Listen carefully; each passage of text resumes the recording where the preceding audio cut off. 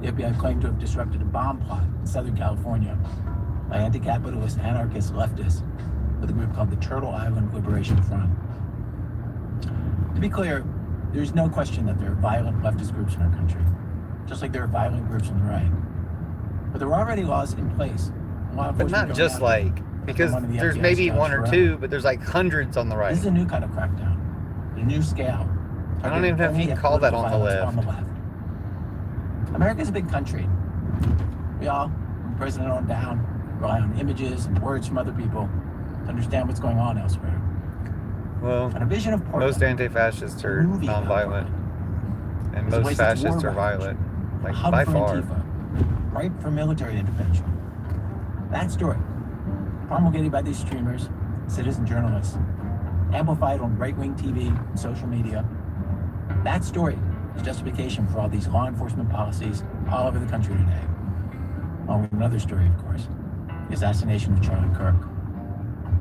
We wanted to see Portland for ourselves. We wanted to see the making of this.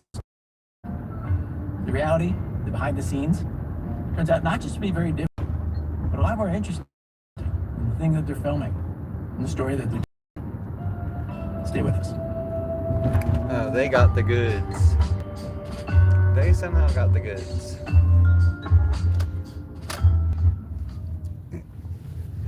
Support comes from Montessori's big thinkers and optimism.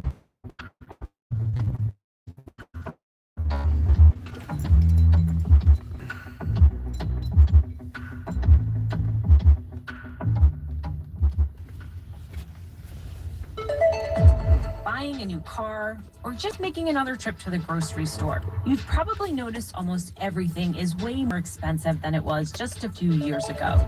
And experts say all those price hikes are starting to take a bite out of the state's economic growth.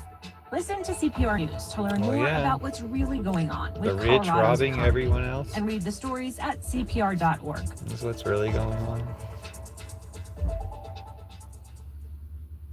This American Life, Act 1, Living the American Stream. Okay, so some basic facts before we head off to Portland. The way the president has described Portland, it might sound like an entire city under siege. But I think the first thing we need to clarify in this making of is that the entire conflict between protesters and police, the entire war, is happening on exactly one city block outside an ICE facility. Pretty much every day since June, protesters have been there, opposing President Trump's immigration policies, like other protests around the country. Thanks, heroes. Level of violence directed towards ICE is mostly blocking and slowing down their vehicles that are coming in and out, and small scuffles where federal police fire tear gas and pepper balls. So, it was one day instigated by in the June when authorities. things flared up or declared a riot. Protesters ran the stop sign through a glass door, hit an ICE agent in the head with a rock. And that day was kind of a one-off. But it's been since then, on any given day, it's anywhere from a half dozen to 200 people, with music, chanting, bullhorns. During the daytime, it can have a kind of carnival performance art vibe. A street salsa class, people in inflatable frog costumes. There's a guy dressed like Bob Ross with an easel and a palette, doing an oil painting of the ICE officers. But then at night, it can get more confrontational with ICE.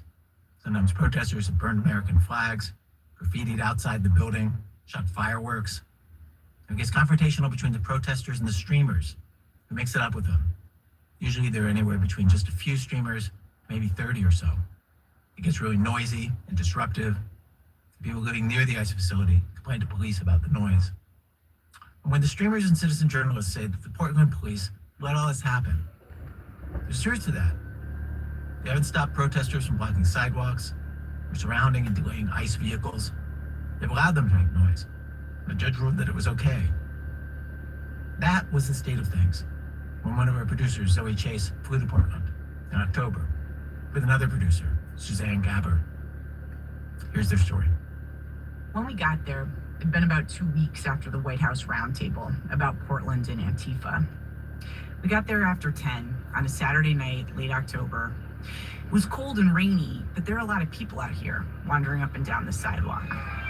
And it's not grimy protesters dragging furry tails in the mud, dancing to I Will Survive, or whatever I was picturing the campy Antifa Portland protest scene to be at this point. What we walk into is more like a Trump rally. I want you to picture this is one long block with an ice facility on one side and a tall apartment building on the other. Two long sidewalks, a big street in the middle that leads to the old spaghetti factory. People are swarming both sides of the street, even late at night like this. There are a bunch of city cops in yellow slickers standing around, and all these people wandering around with their phones on long selfie sticks, talking into the phones and talking to each other.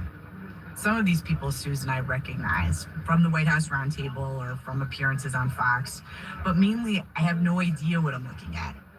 So we meet up with this one voluble streamer. She calls herself an analyst, Carlin Borisenko, 128,000 subscribers on YouTube, and she's just pointing people out to us. The guy in the mask is a MAGA guy.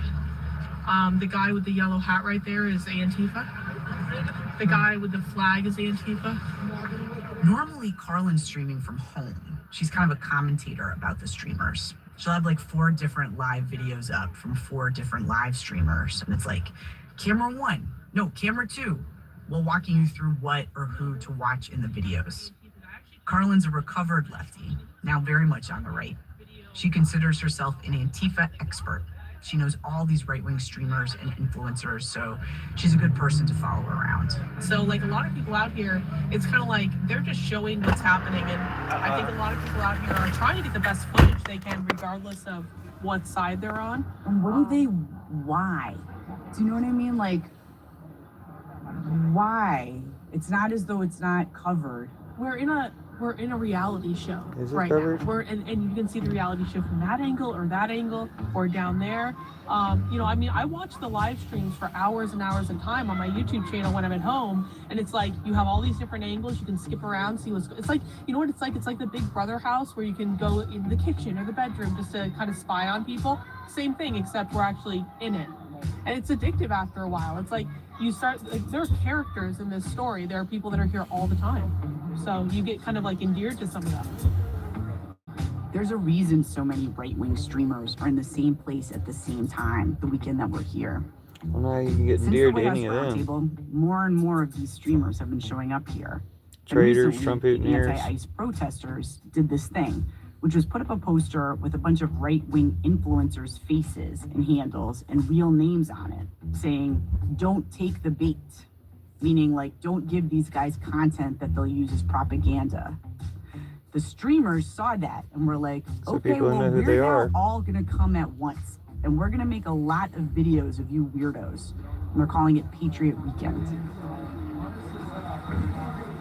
Some people are just standing around smoking and talking in Nazi the rain. Putin radio And taking then the these big right-wing circles side of form things out of what seems like again. nowhere, with people pushing and yelling like a playground fight.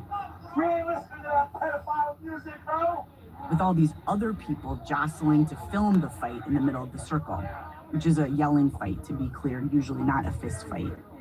And the people inside the circle are filming themselves being filmed and streaming that live to their followers. It's a circle of people and phones in a fight.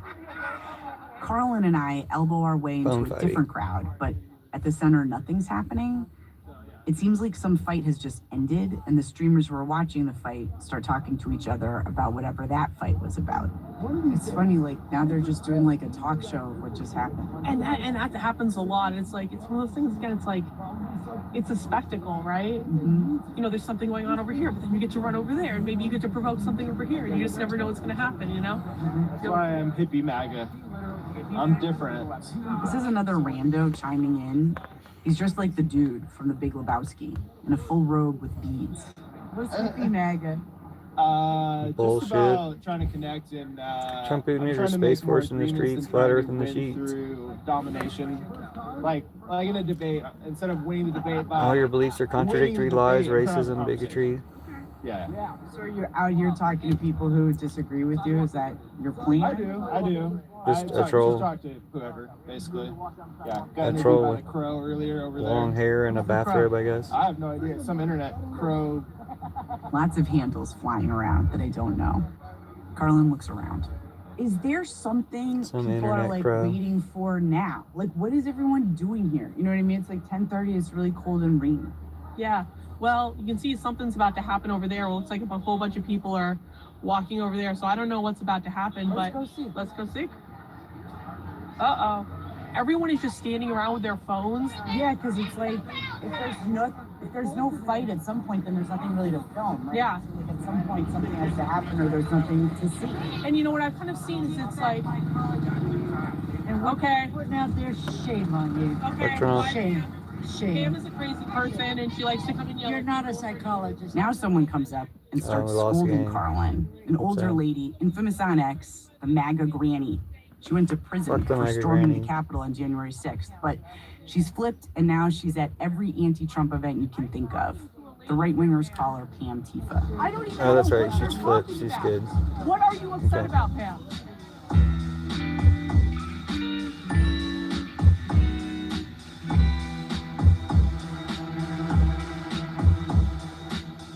The big streamers can have tens of thousands of people watching them at one time, depending on what's going on. And they make real money from that, from paid subscribers. Fans tip them in real time. One streamer out here tonight, he got into this after streaming Fortnite. This pays more, he told us, being out here. Another streamer, Tommy Boy, quit his job in local government. He says he makes more money streaming. But most streamers are more like Mike Ross, an out-of-town streamer. I followed him around for hours. He says he made money on crypto, so this is a hobby for him, not a job. Not yet, anyway. He's a very tall white guy in a big brown sweatshirt with a phone on a tripod so he can film from really high up. He's a mental health advocate and a disabled veteran. He goes by Mentally Idaho on X. He's relatively new here, relatively few followers, 6,000. His vibe is high school football coach. I flew back this weekend for a Patriot weekend and just filming and live streaming and trying to get angles that other people don't get, because I can do this and record what other people can't do. Yeah, you have like a big fishbowl. You can get up really high. Yeah, Plus, so- you're tall. Yeah, so Yeah, I they're kinda doing do an stuff expose like that. on the fascists in Portland. What do you think of all The the chaos? fascist streamers in Portland. I just got here, honestly. You don't have an answer. I don't have an answer. You dumb. Mike said this thing about the way people talk to each other here. How mean and juvenile and graphic and vulgar it is. Like you guys, huh? It's really like walking around inside social media, like we're in the comments section in real life. Remember, every person streaming here is not alone. They have this invisible mob surrounding them, sometimes animating them like a video game avatar. Mike's chat points him in various directions, saying, go here, go there, collaborating and making things happen that turn into content. While I'm there with Mike, one of the streamers gets arrested, and his wife is really upset. Mike tells her they're gonna get help from the chat. Say it again. They said that he might have to pay bail to get out. Okay. People want to know how to give money. Something So happens the to minute a we walk Trump down to near Tommy's chat, terrorist. you can talk to both chats about that, okay? You have a Venmo or account? Yeah. Okay. We'll get you set up. I'm surprised My NPR's phone's not about putting to that die. out too. Hang on. Well, it's supporting all these Hang on, fascists. check this out.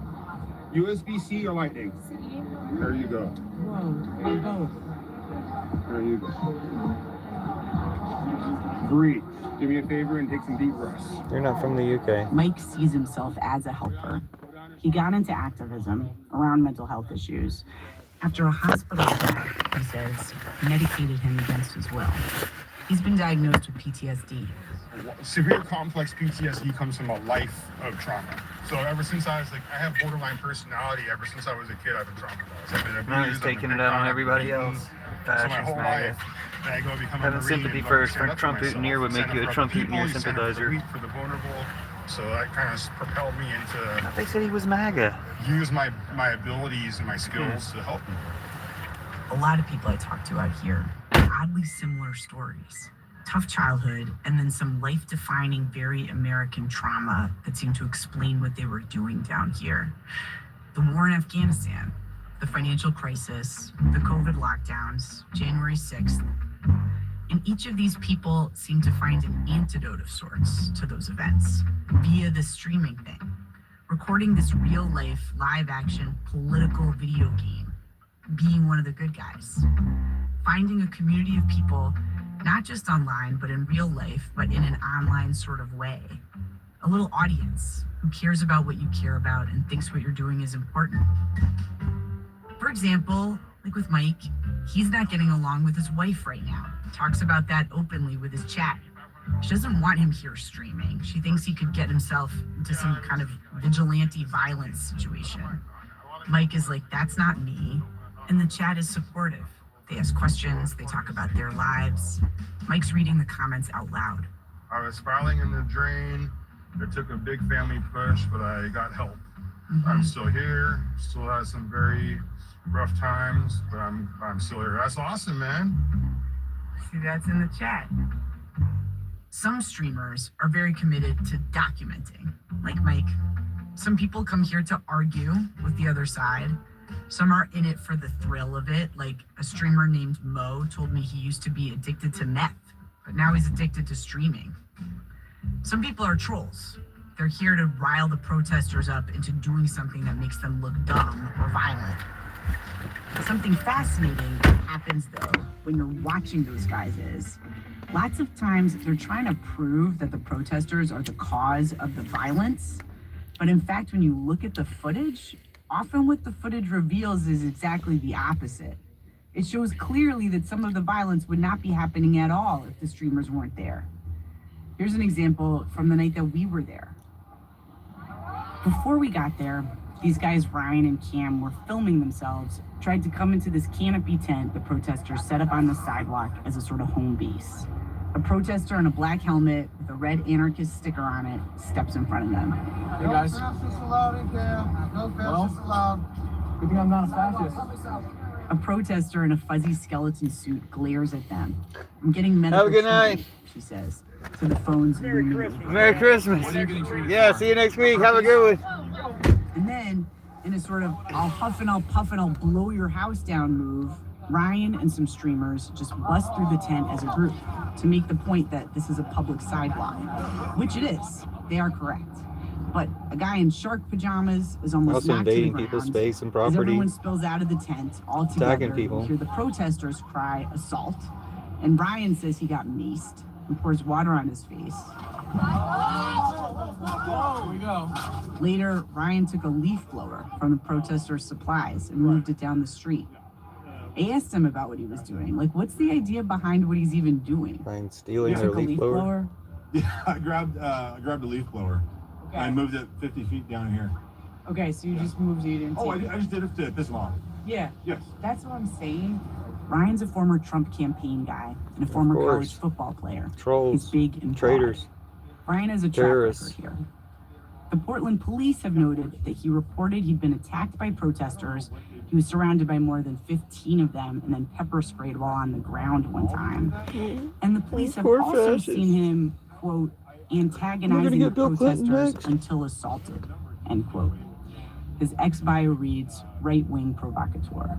Well, for example, some guy goes, "Oh, F you, fascist," and like, Yeah, fuck "Oh, Trump. seriously?" And I'll walk up in their face and say, "What do you want?" And then they'll push me, and I'll push them right back, and they fall to the ground. That's provocative, and then Sure. that leads to That's one violence. night out of the entire summer, though. Fuck BJT. Don't think, even though you call yourself a provocateur, you don't think you're really provoking them. With my physical actions, no. You just But my suck at what you presence, do. yes.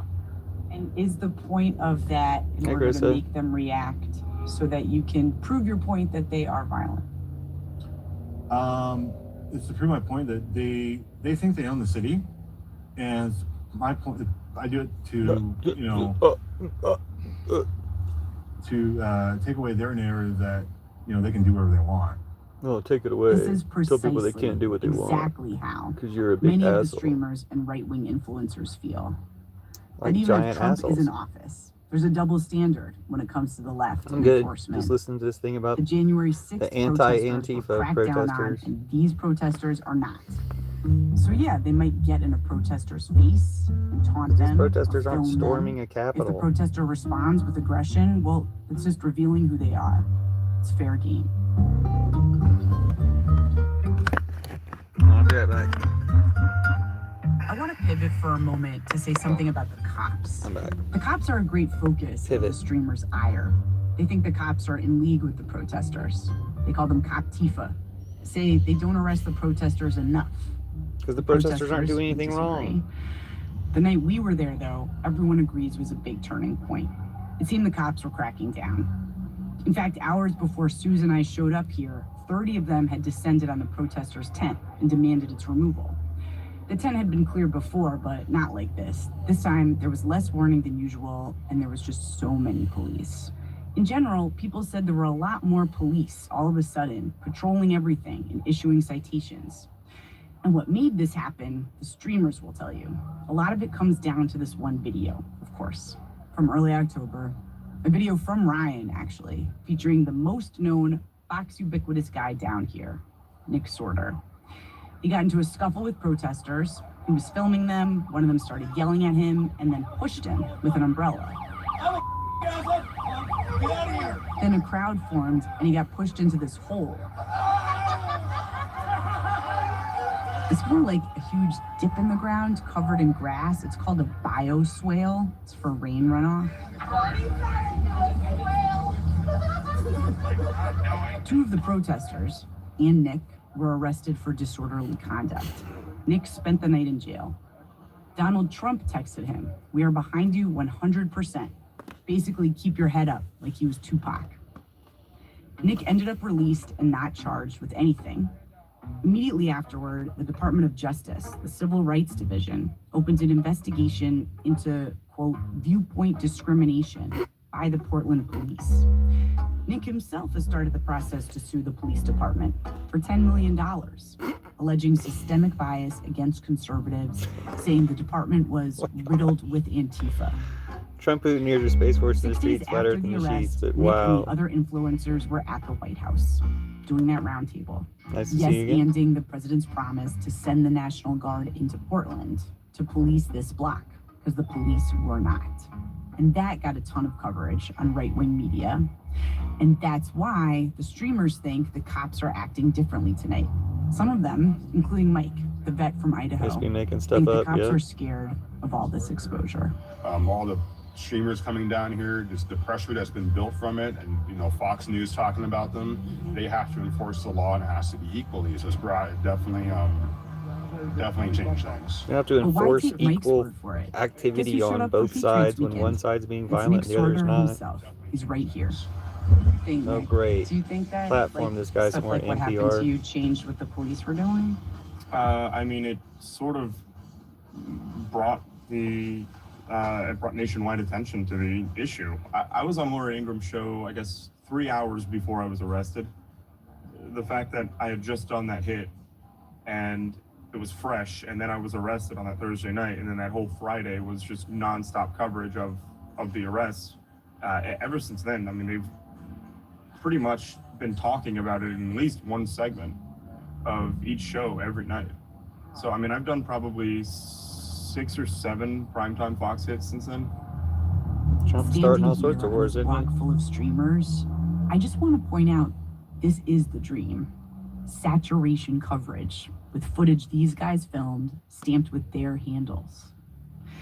Anyway, after all the attention Nick got for his arrest, including the Department of Justice investigation The attention into the you're Portland giving him. police, it seemed to the streamers that the cops were policing the protesters more strictly, like clearing the tent and everything. So we asked the police, were the streamers right? Were they policing differently after Nick Sorter? And they responded they were doing more enforcement, but for a different reason. Quote, "If there was any change, it was in the crowd's behavior. We began to see an influx of streamers, the people who want to monetize this situation." Still quoting the police here, they went on. "The increase in the number of live streamers and personalities in the area contributed to an environment where tension and confrontation escalated. Many of these individuals were creating content for audiences that reward intensity and conflict, which can sometimes amplify volatile situations." In other words, the live streamers made the protesters act up and the police cracked down on both of them. That is definitely not how the streamers interpreted things. On this night, certainly, We watched the they streams just before thought they showed up they there. were winning. When the only violence was coming from the cops. It's after midnight now. The streamers seem to be on a high. They've seen the cops clear the protesters' tent. The cops seem to be listening to them. They're filled with this "we're winning" adrenaline. They want to do something. So they start this march down the street. towards this apartment. Something like 30 odd people marching with their phones aloft, yelling someone's name. Chandler, Chandler. They open the door to this guy's apartment. It just opens, which is shocking to see and feels a little scary. Like, is someone gonna get dragged out and beat up in some soccer hooligan-y way?